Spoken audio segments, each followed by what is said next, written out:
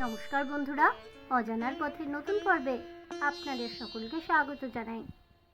অপরা একাদশী, জ্যৈষ্ঠ মাসের কৃষ্ণপক্ষের এই একাদশী অত্যন্ত পুণ্যময়, যা অসীম পাপ নাশ করে এবং ভক্তকে ভগবানের চরণে স্থান দেয়। এই ব্রত পালনে ব্রহ্মহত্যা, পরনিন্দা বা মিথ্যে বলার মতো মহাপাপ থেকেও মুক্তি পাওয়া যায়। এটি জ্ঞান বৃদ্ধি, খ্যাতি এবং সর্বপাপ মুক্তির পথ, যার ফলে ভক্তের বিষ্ণু লোকে গতি হয়, অসীম পুণ্য লাভ হয়। শাস্ত্র অনুসারে অপরা একাদশীর ব্রত পালনে যে পুণ্য পাওয়া যায় তা কেদারনাথ বা বদ্রীনাথ তীর্থযাত্রা, সূর্য গ্রহণকালে কুরুক্ষেত্রে দান বা মাঘ মাসে প্রয়াগরাজে স্নানের পুণ্যের সমান। পাপনাশ, এই ব্রত পালনে অজ্ঞাতসারে করা মহাপাপ, যেমন মিথ্যে সাক্ষ্য দেওয়া, মিথ্যা ভাষণ বা বিশ্বাসঘাতকতার মতো পাপও নষ্ট হয়ে যায়। প্রেত যোনি থেকে মুক্তি, পৌরাণিক কাহিনী অনুসারে এই ব্রত পালন করলে মৃত ব্যক্তি বা প্রেতাত্মারূপী জীবও যোনি থেকে মুক্তি লাভ করে। মন ও তনের পবিত্রতা, এই ব্রত শরীর ও মনকে পবিত্র করে এবং ধীরতা ও ইন্দ্রিয় দমনের গুণকে বৃদ্ধি করে। ভগবান শ্রীবিষ্ণুর বামন রূপের পূজা করা হয় এই বিশেষ দিনে। তুলসী পাতা দিয়ে বিষ্ণু পুজো করা এই দিনে অত্যন্ত শুভ বলেই মনে করা হয়। এছাড়া অন্ন গ্রহণ না করে ফল মূল বা নির্জলা উপবাস পালন করলে এই একাদশীর ফল সবচেয়ে বেশি ভালোভাবে পাওয়া যায় বলেই মনে করেন শাস্ত্রবিদগণেরা। অপরা একাদশী মাহাত্ম্য। মহারাজ যুধিষ্ঠির ভগবান শ্রীকৃষ্ণকে বললেন, হে কৃষ্ণ, জ্যৈষ্ঠ মাসের কৃষ্ণপক্ষিয়া একাদশীর নাম কি এবং তার মাহাত্ম্যই বা কি? আমি তা শুনতে ইচ্ছা করি, আপনি অনুগ্রহ করে তা বর্ণনা করুন। ভগবান শ্রীকৃষ্ণ বললেন, হে মহারাজ, মানুষের মঙ্গলের জন্য আপনি খুব ভালো প্রশ্ন করেছেন। বহু পুণ্য প্রদানকারী, মহাপাপ বিনাশকারী এবং পুত্র দানকারী এই একাদশী অপরা নামে জগতে খ্যাত। এই ব্রত পালনকারী ব্যক্তি জগতে প্রসিদ্ধি লাভ করে। ব্রহ্মহত্যা, গোহত্যা, ভ্রূণহত্যা, পরনিন্দা, পরস্ত্রীগমন, মিথ্যে ভাষণ প্রভৃতি গুরুতর পাপ শুধুমাত্র এই ব্রত পালনেই নষ্ট হয়ে যায়।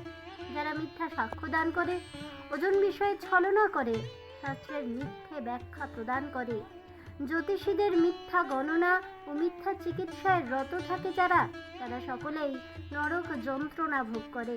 এই সমস্ত ব্যক্তিরাও যদি এই ব্রত পালন করে তবে তারা সমস্ত পাপ থেকে মুক্ত হয় সহজে। ক্ষত্রিয় যদি স্বধর্ম ত্যাগ করে যুদ্ধক্ষেত্র থেকে পালিয়ে যায় তবে সে ঘোরতর নরকগামী হয়, কিন্তু সেও যদি এই ব্রত পালনে মুক্ত হয়ে স্বর্গগতি লাভ করে। মকর রাশিতে সূর্য অবস্থানকালে মাঘ মাসে প্রয়াগ স্নানে যে ফল লাভ হয়, শিবরাত্রিতে কাশীধামে উপবাস করলে যে পুণ্য হয়, গয়াধামে বিষ্ণু পাদপদ্মে পিণ্ডদানে যে ফল পাওয়া যায়, সিংহ রাশিতে বৃহস্পতির অবস্থানে গৌতম নদীতে স্নানে যে ফল মেলে, কুম্ভে কেদারনাথ দর্শনে, বদরিকাশ্রম যাত্রায়, বদ্রীনারায়ণ সেবায়, সূর্যগ্রহণে, কুরুক্ষেত্র স্নানে, হাতি ঘোড়া স্বর্ণ দানে এবং দক্ষিণা সহ যজ্ঞ সম্পাদনে যে ফল লাভ হয়, শুধুমাত্র এই ব্রত পালন করলে অনায়াসেই সেই সকল ফল প্রাপ্ত হওয়া যায়। এই অপরা একাদশী ব্রত পাপরূপ বৃক্ষের কুঠার স্বরূপ, পাপরূপ কাষ্ঠের দাবাগ্নির মতো, পাপরূপ অন্ধকারের সূর্য সদৃশ এবং পাপ হস্তির সিংহ স্বরূপ। এই ব্রত পালন না করে যে ব্যক্তি জীবন ধারণ করে, জলে বুদবুদের মতো তাদের জন্ম মৃত্যু কেবলই সার হয়। অপরা একাদশীতে উপবাস করে বিষ্ণু পূজা করলে সর্বপাপ মুক্ত হয়ে বিষ্ণু লোকে গতি হয়।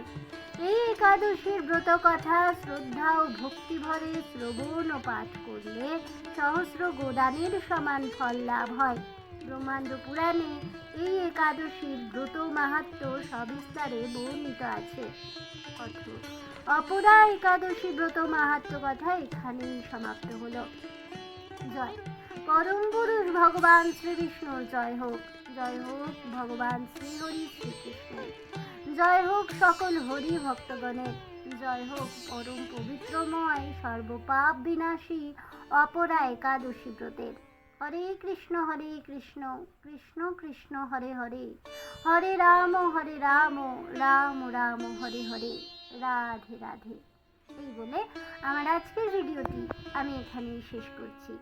তাহলে বন্ধুরা, অপরা একাদশী ব্রত মাহাত্ম্য কথা অথবা ব্রত কথাটি শ্রবণ করে আপনাদের কেমন লাগলো অবশ্যই আমাকে কমেন্টে জানাবেন। ভিডিওটি ভালো লেগে থাকলে লাইক শেয়ার করতে ভুলবেন না।